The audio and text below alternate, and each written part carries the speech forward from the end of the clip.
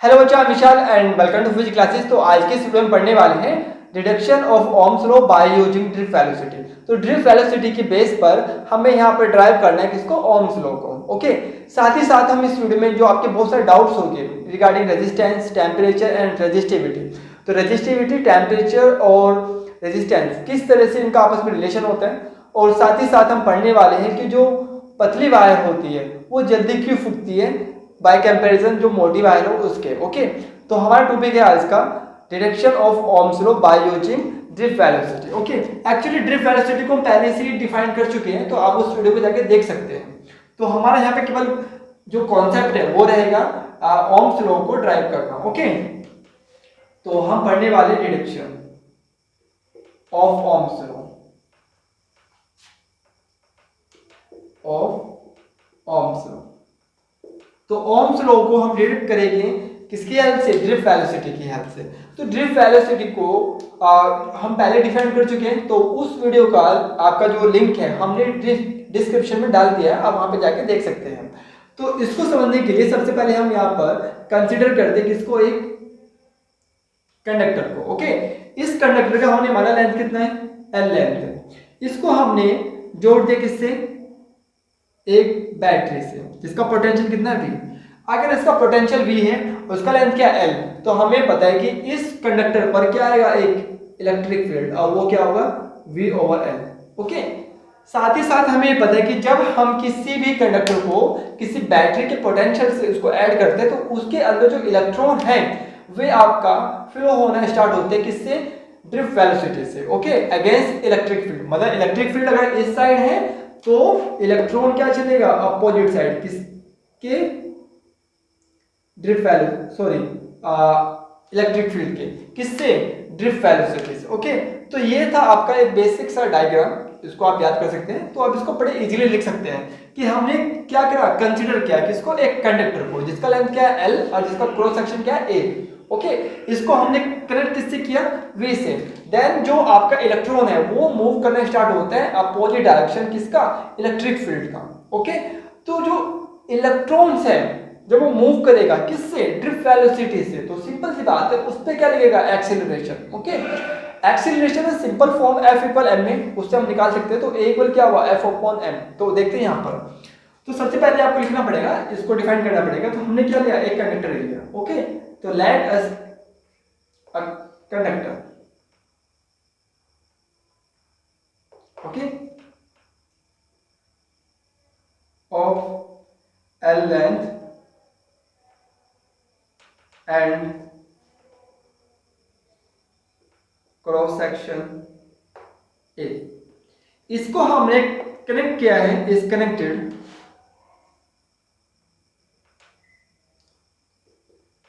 With V potential. Okay, तो हमने इस पोटेंशियल डिफरेंस से इसको क्या कर दिया, कनेक्ट कर दिया। देन इसके अंदर जो इलेक्ट्रॉन है वो क्या करते हैं, मूव करते हैं किससे, ड्रिफ्ट वेलोसिटी से, inside the conductor.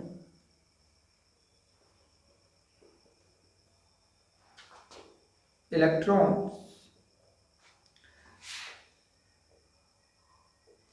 start moving in opposite direction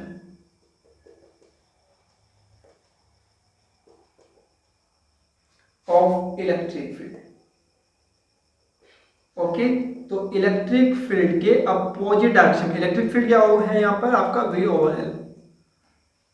okay,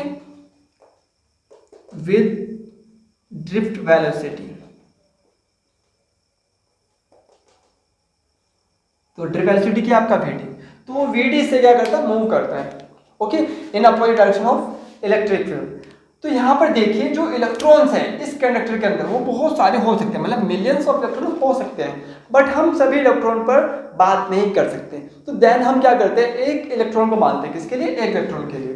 अब बाद में जो काम एक इलेक्ट्रॉन पे वो बाकी किस पर होगा, सभी पर होगा। तो हम यहाँ पे लेते हैं for an electron, for an electron, तो एक इलेक्ट्रॉन के लिए। ओके, तो एक इलेक्ट्रॉन के लिए एक्सेलरेशन क्या होगा, हम इसको निकाल सकते हैं, एक्सेलरेशन। तो एक्सेलरेशन क्या होगा, A over sorry A equal F over M, because F equal क्या होता है एम के, ये तो बेसिक फॉर्मूला हमने पढ़ चुके हैं। एफ क्या है यहाँ पर, एफ आपका फोर्स, एम क्या है मास। यहाँ पर जो फोर्स है वो उसको हम बोलेंगे इलेक्ट्रिक फोर्स। कौन सा फोर्स, इलेक्ट्रिक फोर्स। ओके, तो जैसे कि हमें पता है कि ए क्या है, एफ क्या है, इलेक्ट्रिक फोर्स। तो इलेक्ट्रिक फोर्स क्या होता है, एफ, यहाँ पे देखिए एफ इक्वल क्या होता है ई क्यू। ओके, हमने क्या लिया, एक इलेक्ट्रॉन, क्यू इक्वल क्या होता है एन नहीं। ओके, एन इक्वल क्या है आपका 1 है। अगर आपने यहाँ पे 1 पुट अप कर दिया तो ये क्या होगा ए, तो क्यू किसके इक्वल हो गया, ए के इक्वल। ओके, तो हम कह सकते हैं जहां पर क्यू आएगा वहां पर आप क्या रख दीजिए, ए रख दीजिए ओवर एम। ये आपका फॉर्मूला होता है किसका, एफ का। एम क्या है यहाँ पर, मास है, तो यहाँ पर लिख सकते हैं M is a mass where M is mass of electron. तो ये इलेक्ट्रॉन का क्या मास है। तो ये तो हमारा निकल गया क्या, एक्सीलरेशन। या आप चाहो तो हमें पता है कि इलेक्ट्रिक फील्ड का वैल्यू क्या है, v ओवर एल। तो v ओवर एल को यहाँ पे पुटअप कर सकते हैं, तो देन हमारा फॉर्मूला क्या बन जाएगा, v e l m। तो ये हमारा इक्वेशन बन गया। ओके, देखिए बच्चों यहाँ पे गौर से ध्यान रखना कि जो इलेक्ट्रॉन है वो अपोजिट डायरेक्शन में क्या कर रहा है, मूव कर रहा है किसका, इलेक्ट्रिक फील्ड का। तो मैं चाहूँ तो यहाँ पे माइनस लिख सकता हूँ, बट मैं लिखने की जरूरत नहीं है हमें, बिकॉज हमने इसको वेक्टर फॉर्म में नहीं लिखा। अगर मैं इसको वेक्टर फॉर्म में लिखना चाहूँ तो मैं यहाँ पे क्या लगाना पड़ेगा, मुझे माइनस लगाना पड़ेगा। अब ये सिंपल फॉर्म में है तो आप इसको प्लस में भी लिख सकते हैं, अदरवाइज जो इसका वैल्यू है वो क्या में आता है, माइनस में आता है। क्यों आता है, बिकॉज जो इलेक्ट्रॉन है मूव कहाँ कर रहा है, इलेक्ट्रिक फील्ड के अपोजिट डायरेक्शन में। तो दैट्स वाई जो आपका एक्सीलरेशन आता है वो क्या होता है, माइनस में आता है। क्या में आता है, माइनस में। ओके, तो ये तो हमारा निकल गया क्या, ए। अब हमें निकालना है वेलोसिटी। क्या निकालना है, वेलोसिटी। आपको याद होगा जब कोई भी ऑब्जेक्ट फोर्स के इन्फ्लुएंस में मूव करता है देन हम वहां पे 3 इक्वेशन को लगाते हैं वेलोसिटी, डिस्टेंस या टाइम को फाइंड करने के लिए। आपको तीनों इक्वेशन होप याद होगी। तो हम जो फर्स्ट इक्वेशन है, कौन सी इक्वेशन है, फर्स्ट, तो फर्स्ट इक्वेशन का यूज करते हैं यहाँ पर वेलोसिटी निकालने के लिए। एक्चुअली जो ड्रिफ्ट वेलोसिटी है वो आपका होता है एवरेज। क्या होता है, एवरेज वेलोसिटी, बिकॉज यहाँ पे बहुत सारे इलेक्ट्रॉन्स हैं और सभी इलेक्ट्रॉन्स की अपनी क्या होगी, अलग अलग वेलोसिटी होगी। तो हम उन सभी अलग अलग वेलोसिटी पे बात ना करते, क्या करते, किसी एक वेलोसिटी पे बात करते हैं। तो हम उन सभी वेलोसिटी का क्या निकालते हैं, एवरेज निकालते हैं। उसे क्या बोलते हैं, ड्रिफ्ट वेलोसिटी बोलते हैं। ओके, तो सबसे पहले हम यहाँ पे कंसिडर करते हैं एन इलेक्ट्रॉन्स को। तो यहाँ पे देखिए पहले इसको रफ करते हैं देन इसको हम लिखते हैं। तो यहाँ पे देखिए हमने कर लिया let N be, number of electrons. Okay, तो ये क्या है, नंबर ऑफ इलेक्ट्रॉन्स है। तो सभी की अपनी क्या होगी, वेलोसिटीज होगी। हमने माना कि v, एक्चुअली फर्स्ट इक्वेशन क्या होती है, ये होती है आपका v equal V naught A plus T, जहां पर v क्या है आपका फाइनल वेलोसिटी, v नॉट क्या आपका initial velocity, a plus A T, a क्या आपका एक्सीलरेशन, t क्या टाइम। ओके, तो यहाँ पे गौर से देखना v तो वो वेलोसिटी है जब हमने इसको कैसे जोड़ा, बैटरी से जोड़ा। ओके, मतलब पोटेंशियल से ऐड किया। v नॉट वो वेलोसिटी है जब हमने इसको बैटरी से नहीं ऐड किया था। दैट्स मीन वहां पर जो वेलोसिटी थी वो क्या थी, थर्मल वेलोसिटी। और थर्मल वेलोसिटी क्या होती है, हमेशा 0 होती है। तो इस चीज का ध्यान रखिएगा। ओके, तो यहाँ पे देखिए हमने माना कि यहाँ पर क्या n इलेक्ट्रॉन्स है, 1 2 3 4 इस तरह से करते करते कहां तक n तक। तो पहले इलेक्ट्रॉन की वेलोसिटी क्या होगी, v इक्वल, तो ये क्या आ जाएगा v not 1 a t1। Okay, इसी तरह से सेकंड के लिए v2 v नॉट 2 a t2। इसी तरह से थर्ड के लिए v नॉट 3 a t3। और करते करते कहां तक लिख दीजिए, n तक के लिए, तो v not n a tn। अब यहाँ पर बात आती है कि जो हमने a है, a को खाली a लिखा, a1 a2 a3 नहीं लिखा। उसका रीजन है बिकॉज जो हमने बैटरी है उसको बार बार चेंज नहीं कर रहे, तो जो इलेक्ट्रिक फील्ड है वो क्या रहेगा, सेम रहेगा। ओके, तो इस वजह से जो एक्सीलरेशन है वो भी चेंज नहीं होगा। अब अगर हम इन सभी वेलोसिटी का क्या ले लें, एवरेज ले लें। क्या ले लें, एवरेज। उस एवरेज वेलोसिटी को क्या बोलते हैं, ड्रिफ्ट वेलोसिटी बोलते हैं। ओके, ये हम पढ़ चुके हैं पहले ही। तो ड्रिफ्ट वेलोसिटी क्या है, ड्रिफ्ट वेलोसिटी को लिखते हैं vd से, कहीं से vd से। तो वो क्या होगा, एवरेज। एवरेज कैसे निकालते हैं, सबको सम करा और जितना भी आपके नंबर्स हैं उनसे क्या करते हैं, डिवाइड। तो कितना है n, तो n से डिवाइड। तो v1 का वैल्यू यहाँ से, v2 का वैल्यू यहाँ से, v3 का यहाँ से, इसी तरह से कहाँ तक vn तक का वैल्यू आप पुट अप कर सकते हैं और अपनी आपकी जो वैल्यू है किसकी, vd की, वो फाइंड आउट हो जाएगी। तो यहाँ पे देखिए v1 कितना है, v नॉट 1 a t1। इसी तरह से v2 v नॉट 2 a t2, v नॉट 3 a t3, कहां तक एन तक, तो V naught N A T N, okay. और ओवर में क्या करना है आपको, एन से डिवाइड। अब आपको करना क्या है कि जो थर्मल वेलोसिटी है या आप कह सकते हैं इनिशियल वेलोसिटी, उसको आप अलग करना है, जो आपके ए वाली टर्म्स हैं उनको अलग करना है। ए वाले टर्म्स में आप देख पा रहे हो जो ए है क्या आ जाएगा, कॉमन, तो ए को आप कॉमन ले लीजिए, ओके। कॉमन लेने के बाद उसको यहाँ पे लिख सकते हैं आप इस तरह से, तो यहाँ पे देखिए कॉमन लेने के बाद क्या आएगा और अलग करने के बाद, तो V naught 1, V naught 2, V naught 3, कहाँ तक, वी नॉट एन तक, ओके। इसका आप अलग एवरेज ले लीजिए, बिकॉज जो एन है क्या सभी के डिवाइड हुआ, तो उसको आप अलग अलग डिवाइड कर सकते हैं। इसी तरह से जो ए है, ए को आपने क्या लिया, कॉमन लिया सभी में से, तो अगर ए आपने कॉमन लिया तो T1, T2, T3 कहाँ तक, Tn तक और n। तो ये जो वेलोसिटी है वो तो क्या होगा, जीरो, ओके। तो of course zero, because thermal velocity का वैल्यू क्या होगा, जीरो होगा, तो आप इसको लिख सकते हैं जीरो हुआ, ओके। यहाँ पर देखिए टाइम को प्लस किया, बाद में क्या किया, एन से डिवाइड, तो ये हो गया आपका एवरेज ऑफ टाइम। क्या लिख सकते हैं इसको, एवरेज ऑफ टाइम। तो जो वीडी है किसके इक्वल है, ए टो, टो को हम बोल सकते हैं ये है एवरेज ऑफ टाइम, क्या है, एवरेज ऑफ टाइम। इसे बोलते हैं रिलैक्सेशन टाइम, क्या बोलते हैं, रिलैक्सेशन टाइम। ये सब हमने पढ़ा था आपकी जो लास्ट वीडियो है उसके अंदर, आप उसको जाके एक बार देख लीजिए, आपको बहुत सारी चीजें क्लियर हो जाएगी। तो वीडी इक्वल किसके, ए टो। अभी हमने जो पीछे आपकी जो इक्वेशन गई है वहां पर ए का वैल्यू निकालना है, किसका, ए का, तो आप ए का वैल्यू वहां से आप पुटअप कर सकते हैं, कहां पर, यहां पर, ओके। तो देन क्या होगा, वीडी अगर हम ये रखते हैं, ये हो जाएगा V E L M tau. तो ये हमारा ए का वैल्यू था जो हमने पीछे से रखा, ए इक्वल क्या था, V E L M, okay. तो ये हमारा क्या हुआ, ड्रिफ्ट वेलोसिटी। इससे पहले जो हमने एक वीडियो थी उसमें हमने डिस्कस किया था relation between drift velocity and electric current, तो वहां से हम उस रिलेशन को लेकर, ओके, वहां पर वीडी की वैल्यू पुटअप कर देंगे, किसकी वैल्यू, वीडी की वैल्यू। तो देखिए आप, तो यहाँ पे देखिए बात, तो हम उस इक्वेशन को लिख सकते हैं, वो है आपका I equal N A V D E, okay. तो ये आपका रिलेशन है किसमें, ड्रिफ्ट वेलोसिटी और इलेक्ट्रिक करंट में। तो यहाँ पर वीडी का वैल्यू आप यहाँ पर यहाँ से रखिए इस इक्वेशन में, तो आपके पास क्या आएगा, I equal N A, okay. VD का वैल्यू क्या है, V E L M tau, और बाहर क्या आपका ई, ओके। अगर इसको आप सोल्व करते हैं तो आपका ये हो जाएगा I equal N A V E square tau L over N. हमें क्या निकालना है, ओम्स लॉ। ओम्स लॉ के अकॉर्डिंग क्या होता है, I equal V over I, okay. तो हमें क्या करना है कि आई को वी के ओवर में ले जाना है, किसके, वी के ओवर में। तो वी को तो आप यहीं पे रहने दीजिए, आई को ले जाइए इधर, बाकी सबको इधर। तो ये क्या हो जाएगा, एल एम नीचे तो ऊपर आ जाएगा, N A E square tau, okay. तो ये क्या हो जाएगा, वी ओवर आई, और वी ओवर आई क्या होता है, आर। तो ये है आपका क्या, ओम्स लॉ, हमने जो निकाला किसकी हेल्प से, ड्रिफ्ट वेलोसिटी की हेल्प से, ओके। तो यहां पर आप देखिए थोड़ा सा गौर से, तो यहां पर देखिए जो आर है वो क्या है आपका, एल एम एन ए ई और टो, ओके। अगर हम कुछ देर के लिए माने कि जो आपका एन ई एम, ओके, और आपका साथ साथ टो, अगर ये कांस्टेंट है, क्या है, कांस्टेंट, तो जो आपका आर है वो डिपेंड किस पे कर रहा है, एल और ए पर, ओके। ये हमने पहले पढ़ चुके, जो रेजिस्टेंस है वो डिपेंड किस पे करता है, लेंथ और आपका उसके क्रॉस सेक्शन एरिया पे। उसको मैं समझाऊंगा अभी, लेकिन अभी ध्यान से रखिए कि हम इसको ऐसे लिख सकते हैं। अगर इस प्रोपोर्शनलिटी के साइन को हटाते हैं तो यहाँ पे क्या आता है, रो आता है, क्या आता है, रो, जिसे क्या बोलते हैं, रेजिस्टिविटी, ओके। तो ये क्या आपका रेजिस्टिविटी, ओके। तो ये रेजिस्टिविटी है।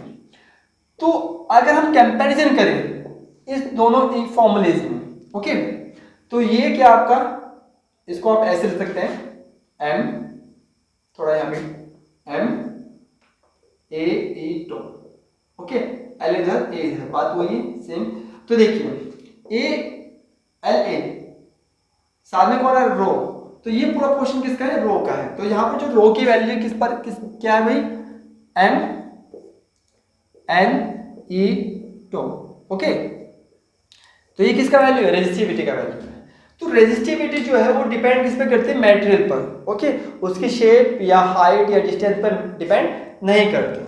तो ये हमें पता है, ओके। तो आप देख पा रहे हैं जो रेजिस्टिविटी है वो खाली डिपेंड किस पे करती है, वो डिपेंड करती है मटेरियल पर, वो डिपेंड नहीं करती किस पर, शेप पर। तो ये शेप पर डिपेंड नहीं करती है, okay, do not depend on shape, तो शेप पर डिपेंड नहीं करती, डिपेंड किस पे करती है, मटेरियल पर, ओके।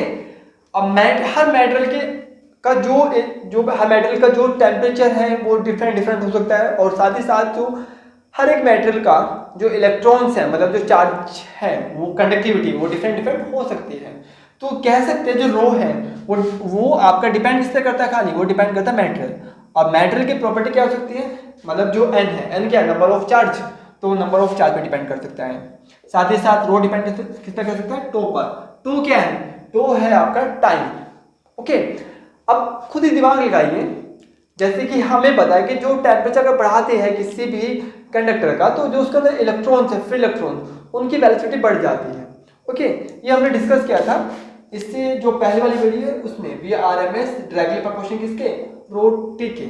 अगर टेम्परेचर बढ़ता है तो वेलोसिटी बढ़ेगा, अगर वेलोसिटी बढ़ता है तो सिंपल सी बात है जो टाइम है वो कम लेगा, ओके।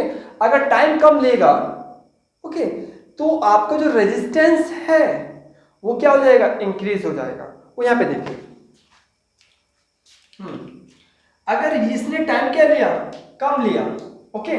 टाइम कम लेने का मतलब है कि वो टेम्परेचर क्या उसका ज्यादा है, बिकॉज टेम्परेचर जितना ज्यादा होगा टाइम स्पीड उतनी ज्यादा बढ़ जाएगी, और स्पीड जितना ज्यादा होगी टाइम उतना ही कम होगा, तो जितना टाइम कम उतना टेम्परेचर ज्यादा है, ओके।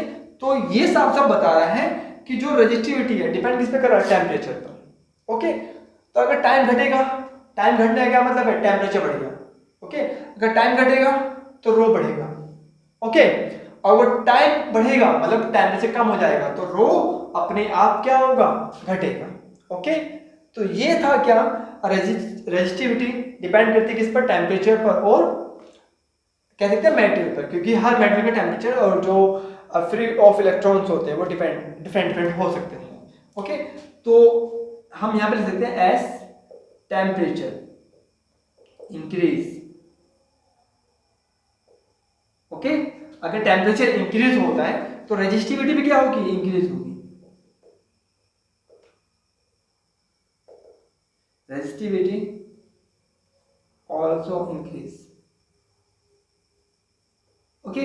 तो टेम्परेचर इंक्रीज होने के साथ साथ इसका जो रेजिस्टिविटी है वो भी क्या होता है, इंक्रीज होता है। तो ये सभी फॉर्मूले जो हमारे निकले हैं उनको हम एक साइड लिखते हैं, और उससे जो काफी सारी चीजें यहाँ पर उनको समझने की कोशिश करते हैं कि किस तरह से जो आपकी थिन वायर है, जो थिक वायर है वो जल्दी क्यों सूखती है, मोटी वायर जल्दी क्यों नहीं सूखती, उन सभी को, ओके। तो जो हमारे कुछ फॉर्मूले निकले हैं उनको हम यहाँ पे लिख देते हैं, ओके। तो एम एल एन ए और टो, ओके। सेकंड क्या था आपका, rho L over, okay. Rho का वैल्यू क्या था आपका, M N A square tau. तो ये कुछ हमारे अभी फॉर्मूले जो हमने निकाले उनको देखिएगा। यहाँ पर जो टो है वो क्या है, रिलैक्सेशन टाइम, मतलब टाइम बोल सकते हैं। हमने यहाँ पे देखा अगर टेम्परेचर बढ़ता है, क्या बढ़ता है, टेम्परेचर बढ़ता है, तो रेजिस्टेंस जो है किसी भी कंडक्टर का, ओके, या वो हमेशा क्या होगा, वो इंक्रीज हो जाएगा। टेम्परेचर बढ़ने से, टेम्परेचर इंक्रीज होने से क्या बढ़ता है, टेम्परेचर इंक्रीज होने से उसका रेजिस्टेंस इंक्रीज होगा, ओके। हम ऐसा कह सकते हैं बिकॉज जो रेजिस्टेंस है वो क्या है, वो इनवर्सली प्रोपोर्शन किसके हैं, टो के। और हमने देखा टो इंक्रीज होगा, टो की वैल्यू बढ़ जाएगी अगर टेम्परेचर क्या हो, कम हो, ओके। टो की वैल्यू कम होगी अगर टेम्परेचर क्या हो, ज्यादा हो, क्योंकि जो वेलोसिटी है वो डिपेंड किस पे करती है, टेम्परेचर पर। टेम्परेचर बढ़ता है तो वेलोसिटी बढ़ जाएगी, अगर वेलोसिटी बढ़ती है तो जो टाइम है, ओके, कोलिजन के बीच का, वो क्या होगा, कम हो जाएगा। तो हम कह सकते हैं कि टेम्परेचर लो होने पर तो मतलब टाइम बढ़ जाता है क्योंकि स्पीड कम हो जाती है, टेम्परेचर बढ़ने पर स्पीड ज्यादा हो जाती है, तो टाइम क्या हो जाता है, कम। रेजिस्टेंस डिपेंड किस पे कर रहे हैं, टो पर। अगर टो कम मतलब टाइम अगर ज्यादा ले रहा है, सॉरी कम ले रहा है, टाइम कम लेने का क्या मतलब है, टेम्परेचर ज्यादा है, ओके। अगर टेम्परेचर ज्यादा है तो रेजिस्टेंस अपने आप क्या होगा, ज्यादा होगा, बिकॉज हम कह रहे हैं कि जो टो है और जो आर है उसके बीच में जो रिलेशन कैसा इन्वर्सली है। अगर टो कम तो आर ज्यादा। टो कम कब होगा? तब टी ज्यादा होगा। ओके, अगर टो कम है तो आर क्या होगा? ज्यादा होगा। तो यहाँ पे देखिए, अगर टो कम है तो आर की वैल्यू क्या होगी? ज्यादा होगी। अगर टो ज्यादा है तो आर की वैल्यू क्या होगी? कम होगी। ओके, तो आप यहाँ पे समझ सकते हैं अगर टेम्परेचर कम है तो रेजिस्टेंस कम, टेम्परेचर ज्यादा है तो रेजिस्टेंस भी क्या होगा? ज्यादा होगा। वो हमें इस फॉर्मूले से पता लग रहा है। साथ ही साथ यहाँ पे देखिए रेजिस्टिविटी। ओके, जो आपका खाली डिपेंड किस पे करते हैं? मटेरियल पर, वो भी डिपेंड किस पे कर रही है? टो पर। ओके, तो रेजिस्टिविटी भी सेम है। अगर टो की वैल्यू कम है, टो की वैल्यू क्या कम, तो रेजिस्टिविटी भी क्या होगी? ज्यादा हो जाएगी। अगर टो की वैल्यू क्या ज्यादा है तो रेजिस्टिविटी अपने आप क्या हो जाएगी? कम हो जाएगी। ओके, तो ये था रिलेशन किसके बीच में? रेजिस्टेंस और टेम्परेचर और आपका रेजिस्टिविटी के बीच में। अब यहाँ पे देखिए, अब बात आती है कि पतली वायर और मोटी वायर ओके फूकती क्यों है। आपने देखा होगा घरों में कि जो पतली वायर है वो जल्दी फूक जाती है, मोटी वायर जल्दी नहीं फूकती। अब पतली और मोटी वायर को आप पता कैसे करेंगे कौन पतला है कौन मोटा है? तो यहाँ पे देखिए, इधर ये आपने दो वायर लिया, ओके, सेम लेंथ का, इसका लेंथ भी एल है, इसका लेंथ भी एल। लेकिन आप देखिए ये वायर पतला है, ये वायर मोटा। पता कैसे चल रहा है? इसके क्रॉस सेक्शन से। किससे? क्रॉस सेक्शन से। तो ये क्रॉस सेक्शन है। ओके, तो जिसका क्रॉस सेक्शन ज्यादा है वो आपका मोटा वायर, जिसका क्रॉस सेक्शन कम हो वो आपका क्या? पतला वायर। तो यहाँ पे देखिए जो रेजिस्टेंस है वो इनवर्सली प्रोपोर्शन किसके है? ए के, मतलब आपका क्रॉस सेक्शन एरिया के। ओके, तो हम कह सकते हैं रेजिस्टेंस इनवर्सली प्रोपोर्शन किसके? ए के। मतलब अगर क्रॉस सेक्शन क्या होगा? ज्यादा होगा तो रेजिस्टेंस क्या होगा? कम होगा। तो मोटी वायर के लिए रेजिस्टेंस क्या होता है? कम होता है। और रेजिस्टेंस जितना कम होगा करंट उतना इजीली फ्लो होगा और वो आपका वायर फूकेगी नहीं। अब यहाँ पे देखिए क्रॉस सेक्शन जितना कम मतलब पतली वायर, तो रेजिस्टेंस उतना क्या होगा? ज्यादा होगा। ओके, तो इसका रेजिस्टेंस क्या होता है? हाई होता है, मतलब ज्यादा होता है। ओके, हाई क्यों हो रहा है? बिकॉज उसका क्रॉस सेक्शन क्या? कम है।